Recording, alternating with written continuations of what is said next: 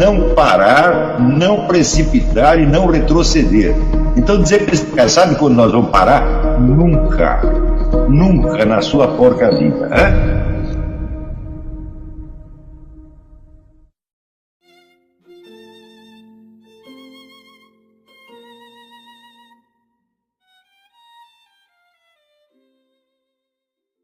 Karl Marx dizia, peraí, o Lupe proletário só pensa em si mesmo.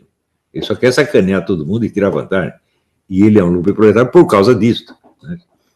Então, de repente, você faz uma política baseada no prazer sexual. Você quer uma coisa mais egoísta do que o prazer sexual? Você se diverte muito quando os outros estão lá na esquina fazendo suruba? Aquilo só é bom para quem está lá, né? Você vê, uma vez o Frei Beto, ele organizou uma recepção para o Fritjof Capra, aquele físico idiota americano.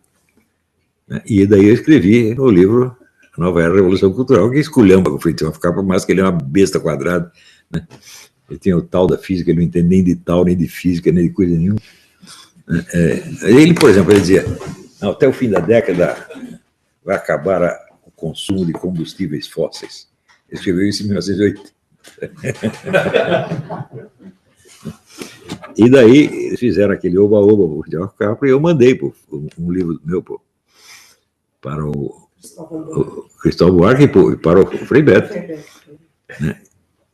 Dizendo, pô, vocês ficam homenageando esse idiota e tal. Daí ele respondeu assim, você pode dizer o que você quiser, mas foi bom para quem lá esteve. Isso se aplica a todas as surubas do mundo. Foi bom para quem lá esteve. Mas isso é o fim, isso é uma confissão de vigarice.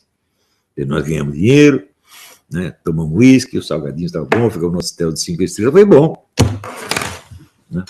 Evidentemente não era disso que eu estava falando, mas ele não sabia do que eu estava falando. Então, o Frei Beto ele é um representante do poder mental que se exerce sobre a esquerda.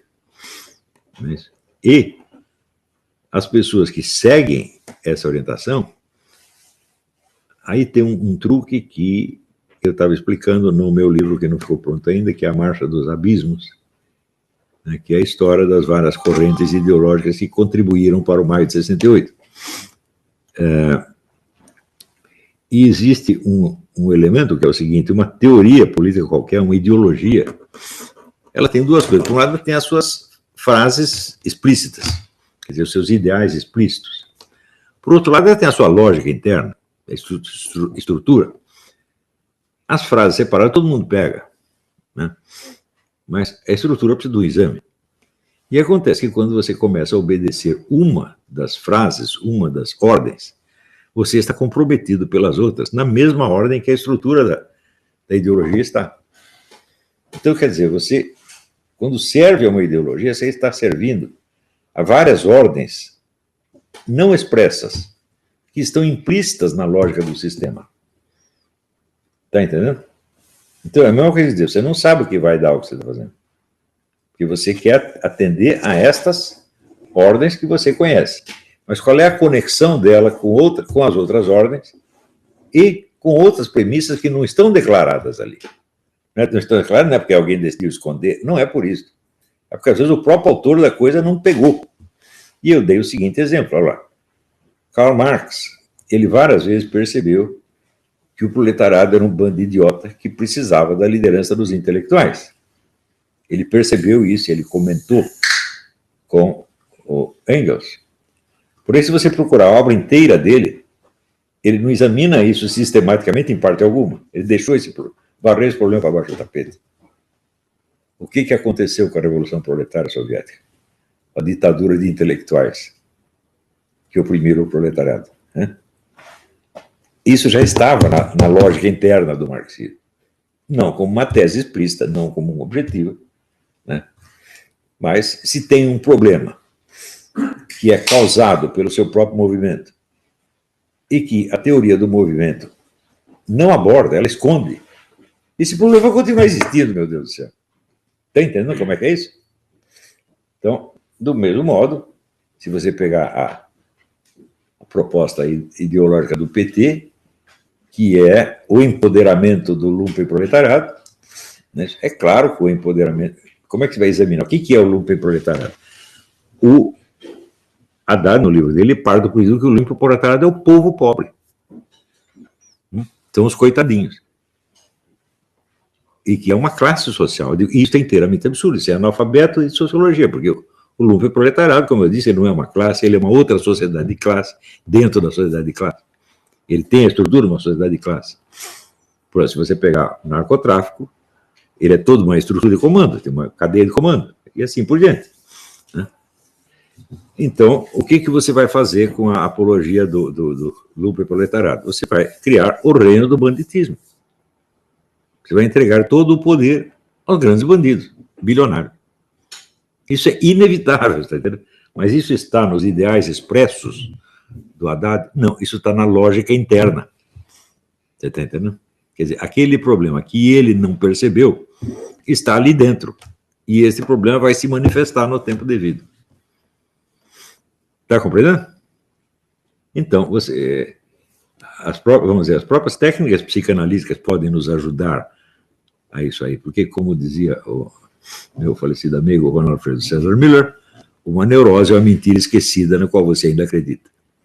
Então, o que acontece? Como é que surge, quer dizer, a ditadura dos intelectuais sobre os proletários da União Soviética, ou a ditadura do narcotráfico sobre o resto da sociedade na história do PT? É a mentira esquecida que ainda está funcionando. Estão entendendo? Então, isso aqui esses são os elementos de uma análise política. Você tem que levar tudo isso em conta. Daqui a pouco eu vou abordar o problema do qual é o agente da história. Mas tudo que eu estou falando, inclusive o que eu vou dizer em seguida sobre o que é o agente da história, constitui evidentemente um método. E esse método está mais ou menos resumido nos cursos que eu dei, cursos mais longos que eu dei sobre teoria do Estado e na apostila Problemas de Método da Ciência Humana. Porém, esse método não é para você aplicar como se fosse uma receita. Quer dizer, você pegar, temos que ver este item, mais este item, mais este item. Não é assim. O método vai funcionar se você o introjetar, fizer dele um elemento da sua própria percepção da realidade, e depois você perceber a realidade sem pensar em método. Está entendendo? Quer dizer, os métodos bons funcionam quando são esquecidos. Quer dizer, eles já foram tão introjetados. Não é isso? Isso é a mesma coisa assim, que o pianista, na hora que ele vai tocar, né, ele vai pensar no nome das notas? Não, já introjetou, aquilo já funciona automático. Então, o método funciona desta maneira, ele tem que virar uma parte da sua inteligência, uma parte da sua personalidade. Claro que você pode ampliar o método, reformar, melhorar, e espero que faça isso com o tempo. Né? Mas ele tem que... O método não é para ser aplicado, né? Porque se ele é aplicado, então ele é uma coisa que ele não é nem o observador, nem o objeto observado, ele é uma terceira coisa. E se você vai pensar nele, você vai desviar a atenção. Né? Então o método tem que estar dentro do observador, no coração do observador. E daí automaticamente você vai prestar atenção nos pontos que o método te ensinou a prestar atenção. Só assim que funciona, né? Então, quantas vezes você precisa ler isso? 1000 vezes até aprender. Precisa meditar muito. Precisa personalizar. Quer dizer, você tem que dizer essas coisas para você mesmo na sua própria linguagem. Porque se for só na minha, então é só um negócio que você decorou, então não é seu ainda. Não? Muito bem, vamos ver o negócio, a questão do agente. Quer dizer, se a ciência política é um estudo da ação, então, bom, é claro que o elemento da autoridade faz parte disso, como eu acabo de dizer, mas ainda temos que pensar numa coisa, que é, quando você diz ciência histórica, a história é a história de quem? Já comentei outro dia aqui, você fala a história do Brasil, eu digo, mas o Brasil não tem história nenhuma, o Brasil é um território onde as coisas aconteceram, ele não é agente nem paciente da história. Né? Então, é claro que você fala a história do Brasil é uma expressão metonímica. Né? Você está designando uma coisa, vamos dizer, por uma qualidade acidental dela e não por ela mesma. Né? Então, toda a história é a história de uma ação, ou de um conjunto de ações. E você tem que saber quem é o agente que fez essas ações. Em geral, ao designar o agente, as pessoas também usam a expressão metonímica. Né? Diz assim, o governo de Washington decidiu tal coisa, assim, assim, assim. O Vaticano decidiu não sei o quê. Eu digo, como que o Vaticano? O Vaticano é um monte de edifício que tem ali no meio de Roma. Né? Então, o papado decidiu. O papado não decide nada. Ou é o Papa, ou é o secretário de Estado, ou alguém lá dentro decidiu. Então, você tem que sempre descobrir quem são os agentes reais. Quando se trata de agentes individuais, a coisa não é tão difícil assim. Quer dizer, você vai varrendo essa terminologia confusionista e você sempre acaba descobrindo quem foi que fez as coisas, né? Mais ou menos no mesmo sentido que você descobre numa investigação policial quem é o bandido, quem é o assassino, né? Mas também você pode estar fazendo esta pergunta não sobre sujeitos individuais, mas sobre agentes históricos coletivos que duram, como, por exemplo, eu acabei de dar o exemplo do Vaticano, a Igreja Católica, o Partido Comunista, a maçonaria, os grandes bancos, etc, etc.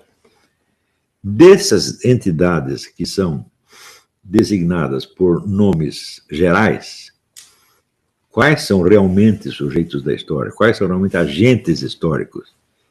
E quais são apenas entidades metonímicas que disfarçam os agentes reais?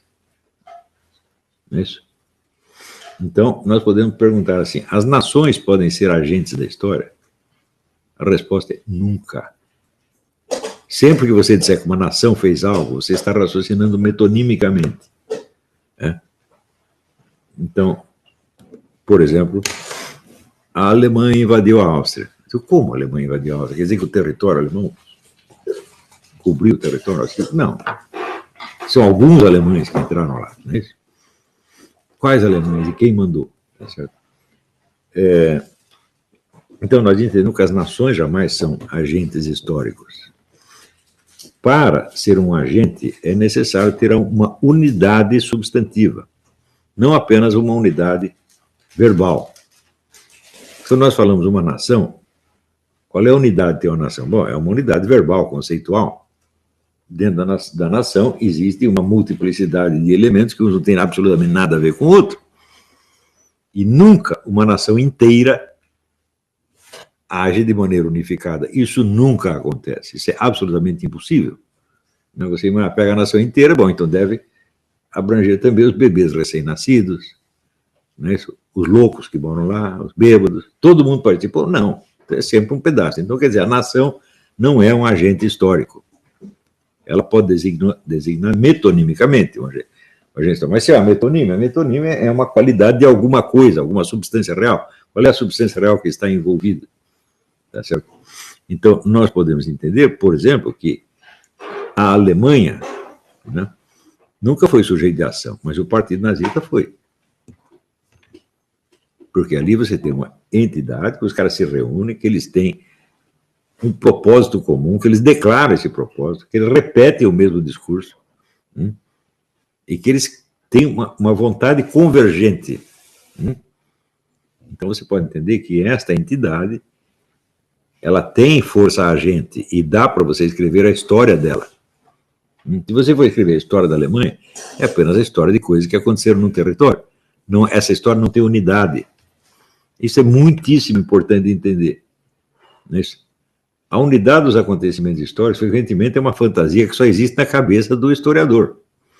Qual é a unidade de tudo que aconteceu no território brasileiro?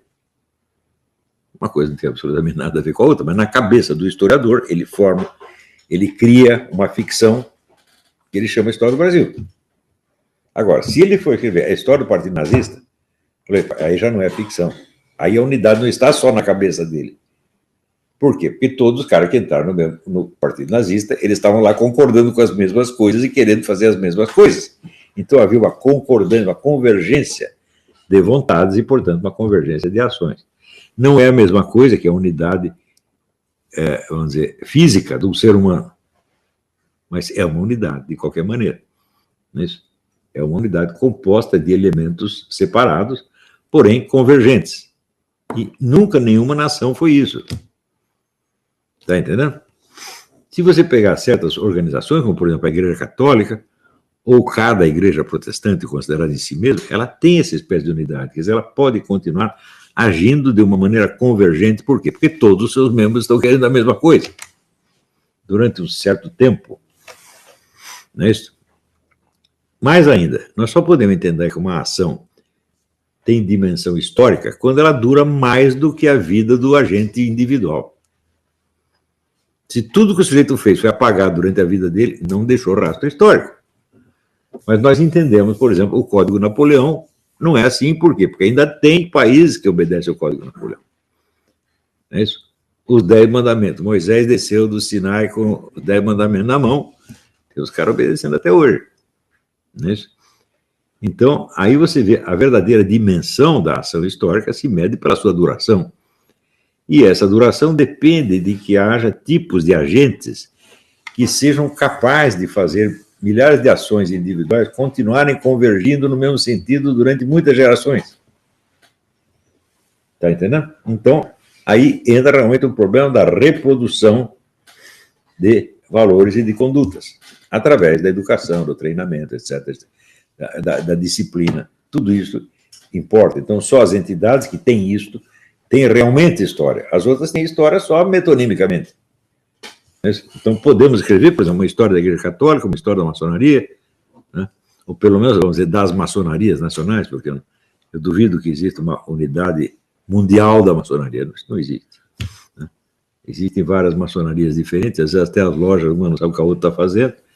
Então, pelo menos onde houver ali um contato real entre as gerações, você vê, bom, existe uma ação histórica. Então, se existisse um sujeito capaz de durar 300, 400 ou 500 anos, ele seria um agente histórico. O canal tranquilo? Então, na nossa comunidade do YouTube a gente sempre deixa alguma postagem, juntamente com alguns links de livros para vocês adquirirem. E também deixamos sempre aqui nos comentários e na descrição do vídeo nossas redes sociais. Então se inscreva no canal, siga a gente nas redes sociais e quem puder apoie o nosso canal financeiramente. Temos Pix, Vaquinha, Apoios e temos nosso conto também para quem quiser nos ajudar. Tranquilo? É isso aí. Sempre com Deus, pátria, família e liberdade por um Brasil melhor. Valeu!